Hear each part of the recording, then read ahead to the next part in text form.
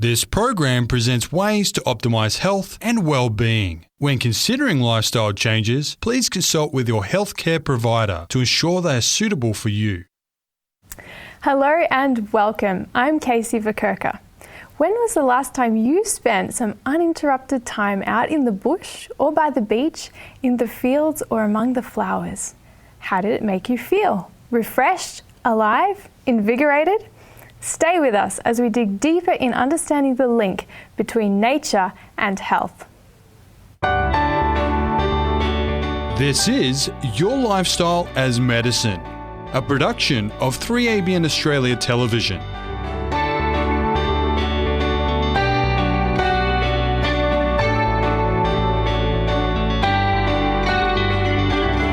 On this program, we explore ways that you can shape your lifestyle as medicine. Today, we are looking at the fascinating topic of nature as medicine. And I'm excited because joining me is the Director of the Lifestyle Medicine and Health Research Centre at Avondale University, Dr. Darren Morton. Darren, it's thrilling to have you with us today. Thank you for coming on the program with us. It is a pleasure to be here with you, Kaysie. Yeah, good. I'm glad. Now, Darren, you're an educator, you're an author, and you're also an internationally recognised lifestyle medicine expert. So I'm curious to ask you, why do you like lifestyle medicine and what do you like most about it? Oh, wow. I don't know the program's long enough for me to go into all the details, but look, I'm just really passionate about the fact that there are things that we can do. You know, what lifestyle medicine, essentially what it's all about is addressing the causes of the conditions that many of us suffer from and die from nowadays. And what we know is that these chronic conditions, as we refer to them, are lifestyle related. Yeah. And we have a healthcare system that I think in some regards has got it a little bit wrong, because it's not really healthcare, it's more disease care. We manage the symptoms of the conditions that we suffer from.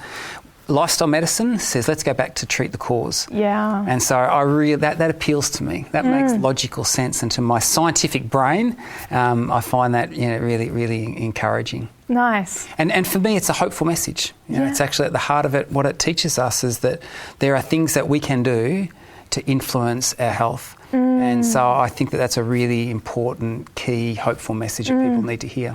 And that's really then empowering, isn't it, for the everyday person, if Absolutely. They know what they can do to improve their well-being at the causal level. Yes, yeah. Exactly. Excellent. Okay, and so the other thing I was curious to ask you about is, from watching your presentations and programs, you seem to have quite a love for the outdoors. And I'm curious, why do you love getting out in nature so much? Oh, you know what? That's a great question. I think it's just, maybe it's nature, maybe it's nurture. Okay. I don't know. Maybe it's a little bit of both, but yeah. I do. Actually, my happiest place is being active outdoors. Yeah, there you go. And so I'm really drawn to. There's something great about the great outdoors. There is, isn't there? we say that all the time, don't we? There is. You know, just this morning, I probably shouldn't be telling this just in case my boss at the university is watching this, but, you know, I went out, I was out surfing this morning. Oh, wow. And there's something special about that. You know, there's something sacred about being in environments like that. You know, the sun was coming up, I was out there amongst the waves. It was just...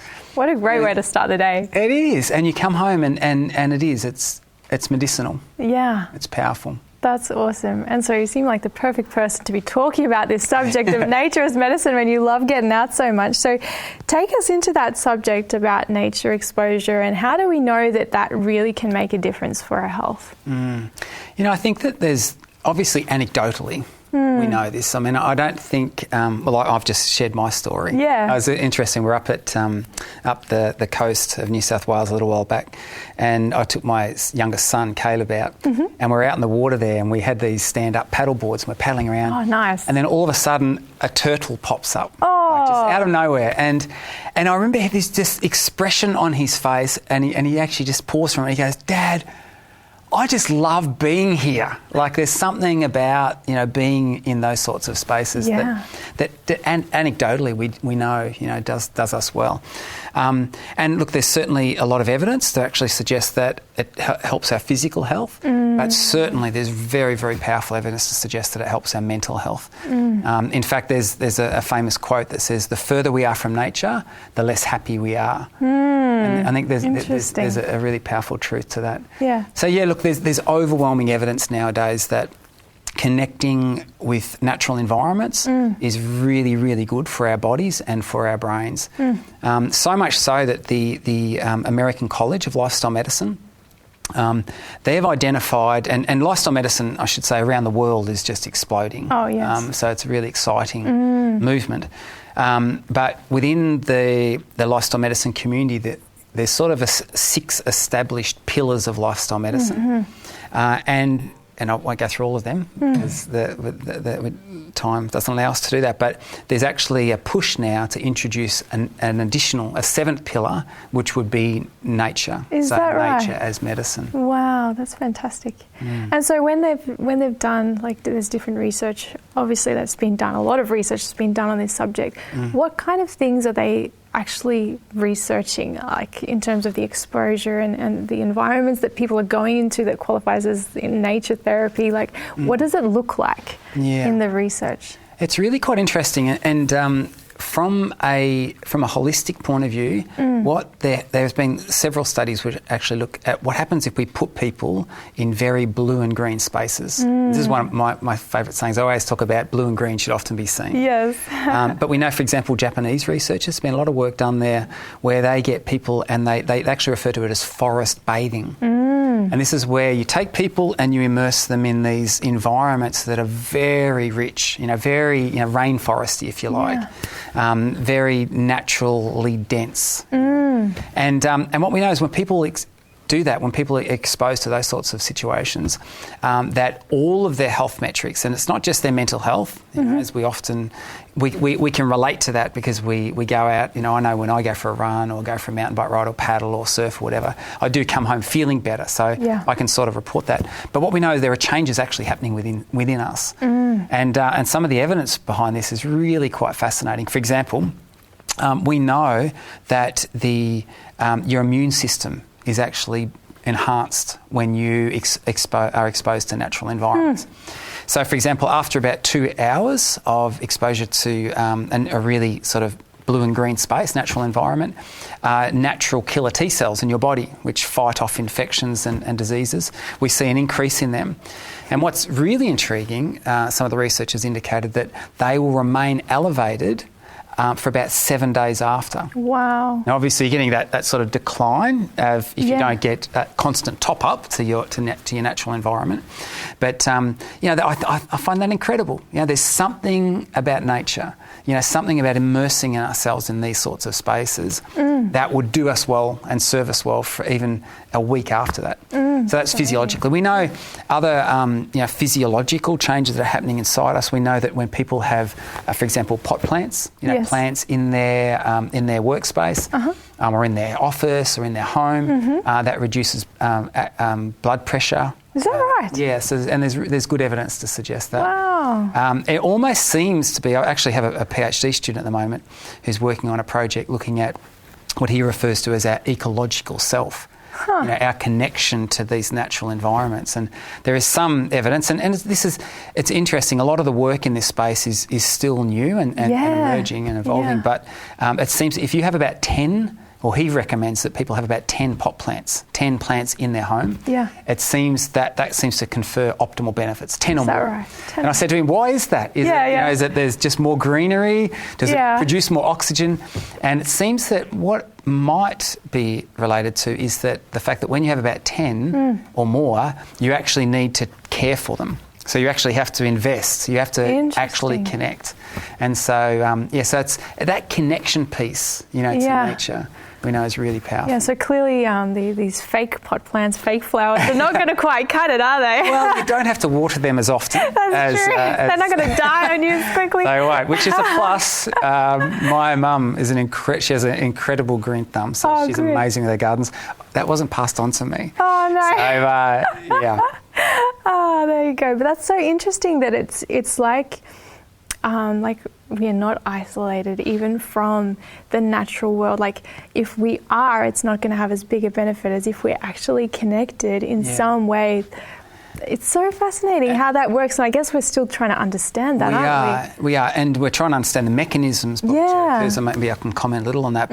But what we certainly know is that many people today are disconnected from natural environments. Yeah. And, for example, we know that on average, the average adult probably spends about 94% of their time indoors now.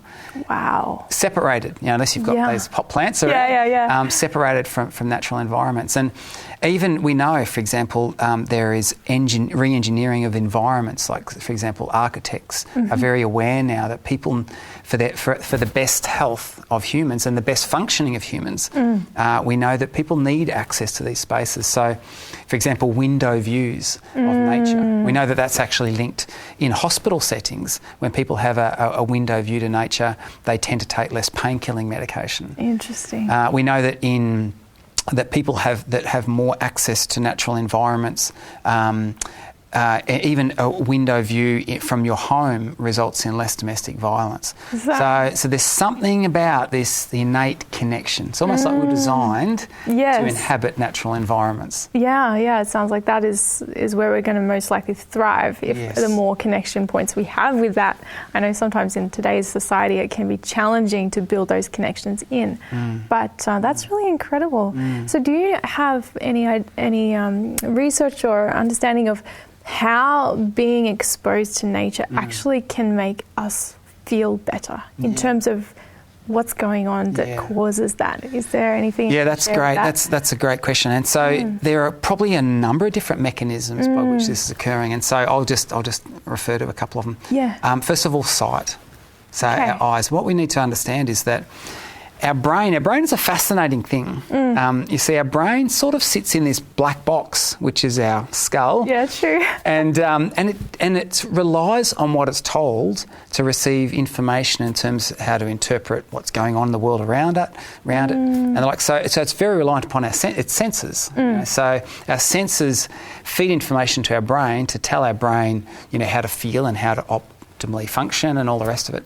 And a very large input to your brain, obviously, is your optic nerve. And what we've discovered is that sitting on top of your optic nerve, as it leads to your brain, is a cluster of cells referred to as the suprachiasmatic nucleus. So it has quite a big name. Yes. But what these cluster of cells are doing, we know that they're very much involved in modulating mood and emotional states.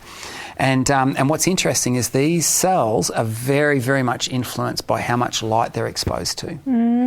And so one thing that we definitely know, and there's a lot of work going on in this space at the moment, is that exposure to bright light, right? And it's really quite interesting. If you look at how much light you're exposed to when you go outside as compared to indoor environments, there's a vast contrast there. So just to illustrate, it's outside on a bright sunny day, you can be exposed to around about 100,000 lux. Right? Wow. Now 100,000, that's a big number. Yes. Lux is just a measure of the intensity or the brightness of the light.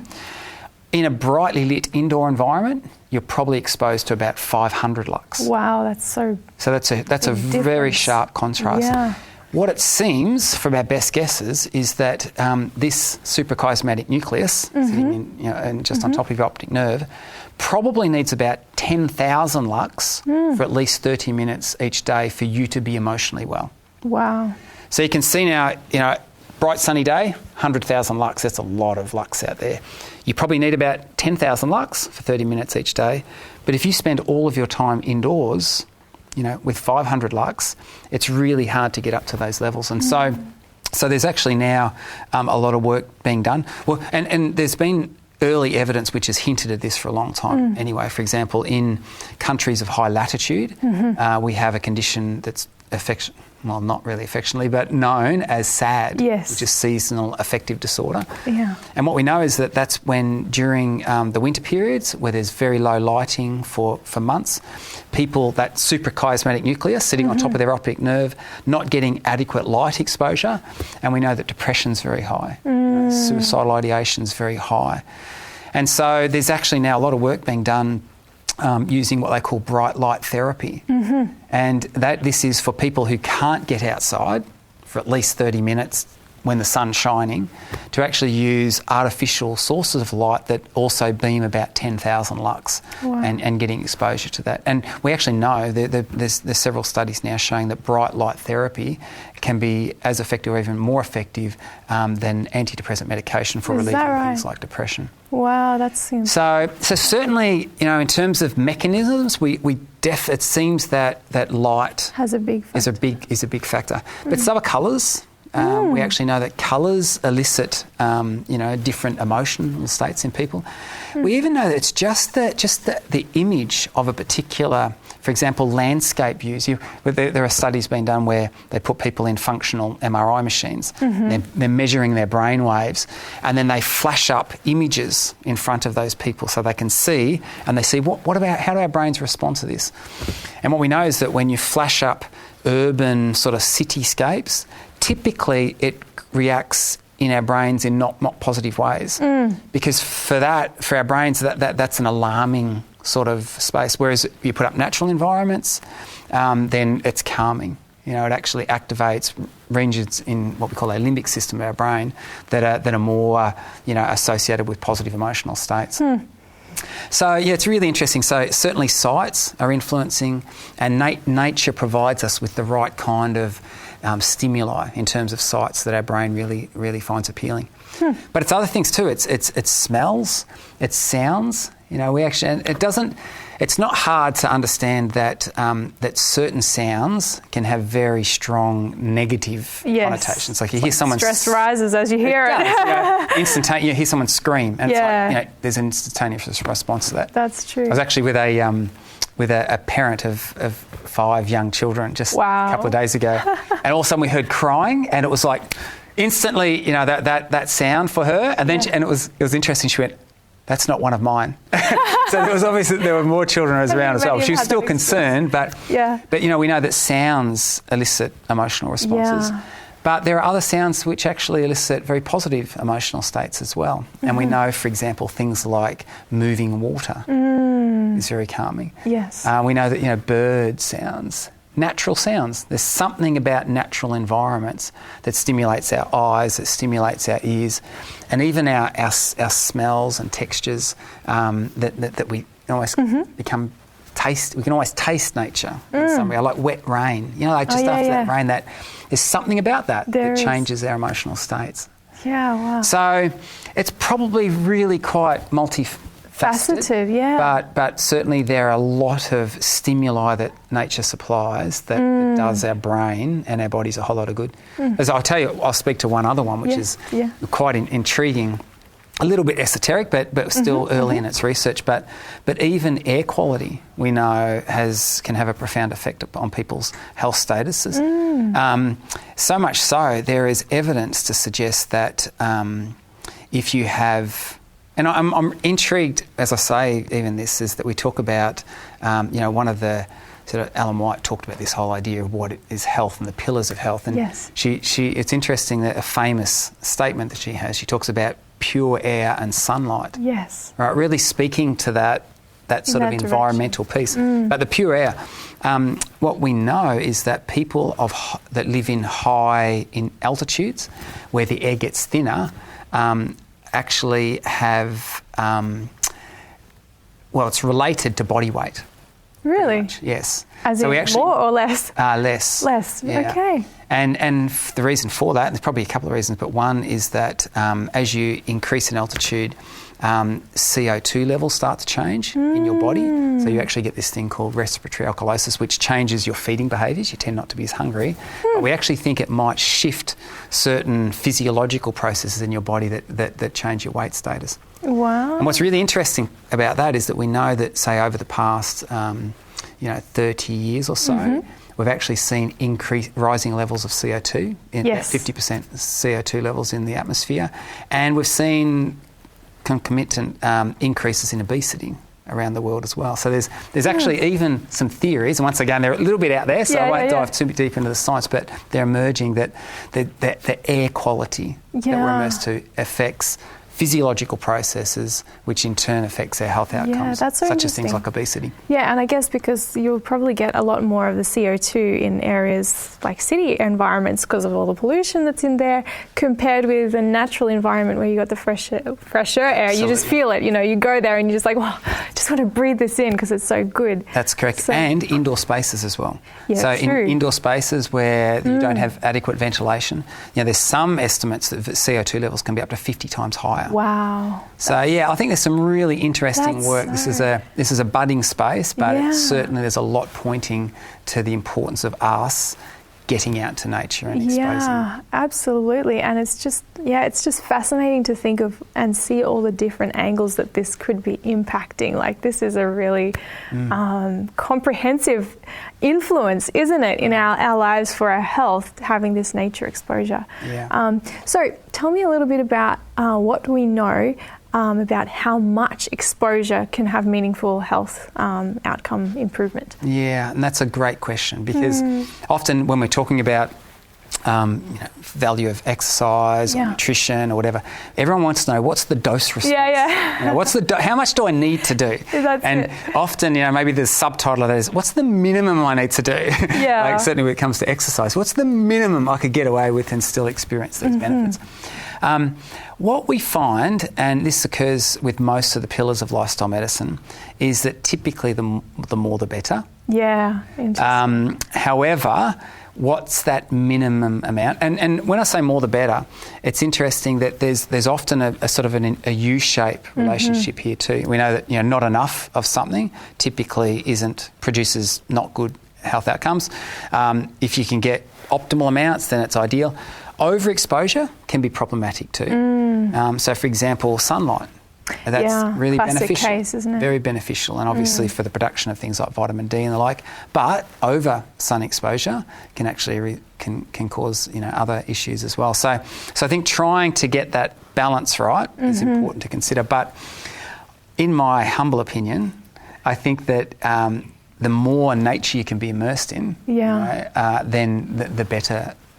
Better it is for you. What a lot of the studies seem to be concurring with is that when it comes to sunlight, and I mentioned already about the getting your 10,000 lux of sunlight, probably 30 minutes a day is sort of ideal. The research that's been done looking at single exposure, like if I spent X number of minutes in nature, would I get benefits after? It seems like probably about 2 hours seems to give some good long-lasting benefits, like for several days after. But there is a dose response there. If you can spend 4 to 5 hours in a single hit, so for example, going for a nature walk for 4 to 5 hours, you'll definitely have benefits retained within your body for about a week after that.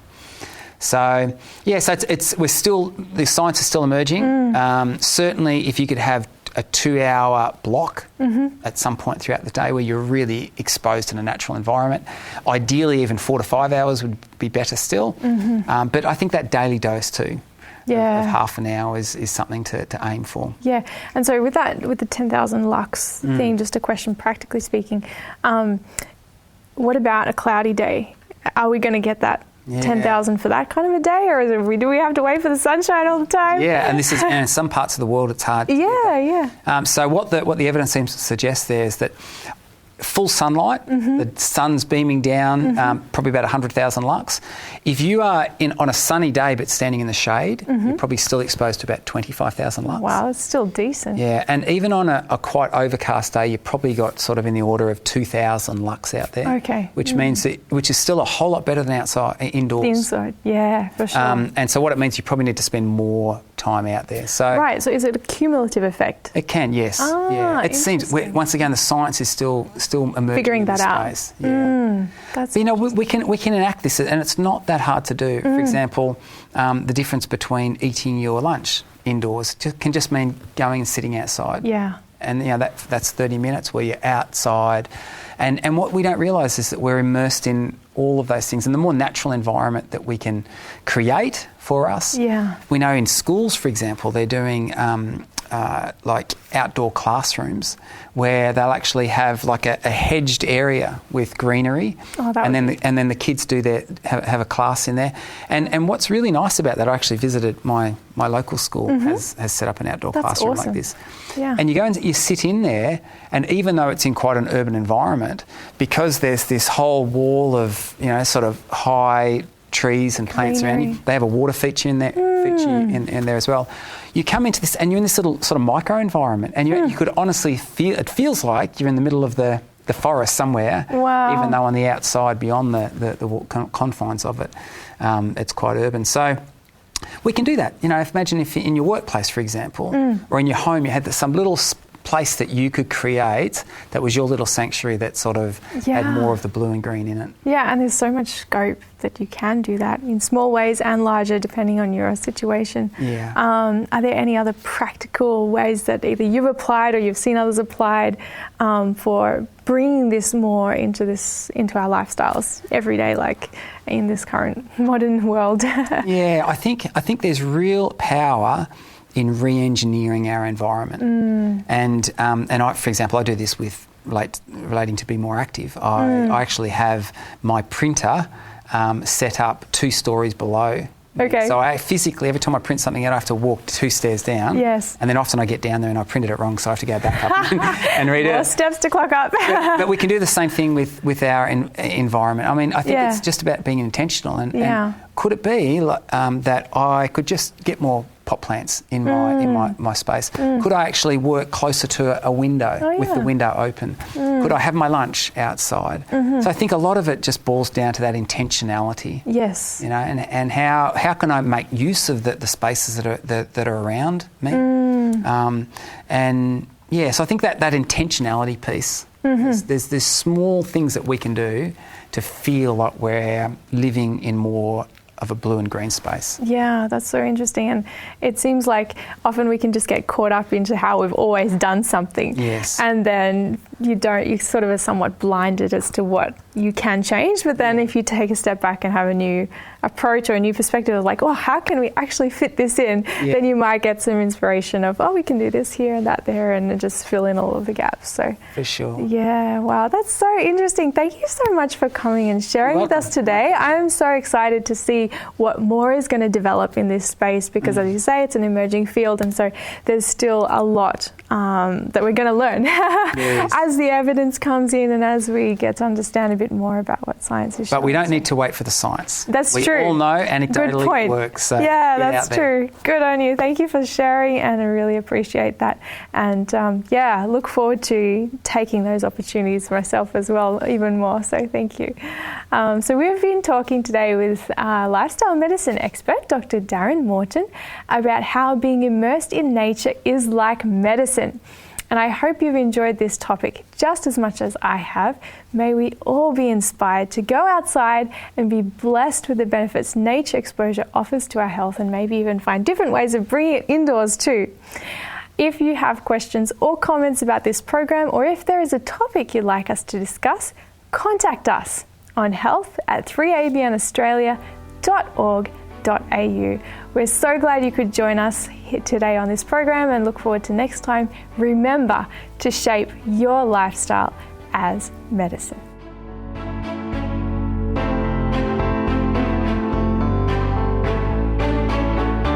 You've been listening to Your Lifestyle as Medicine, a production of 3ABN Australia Television.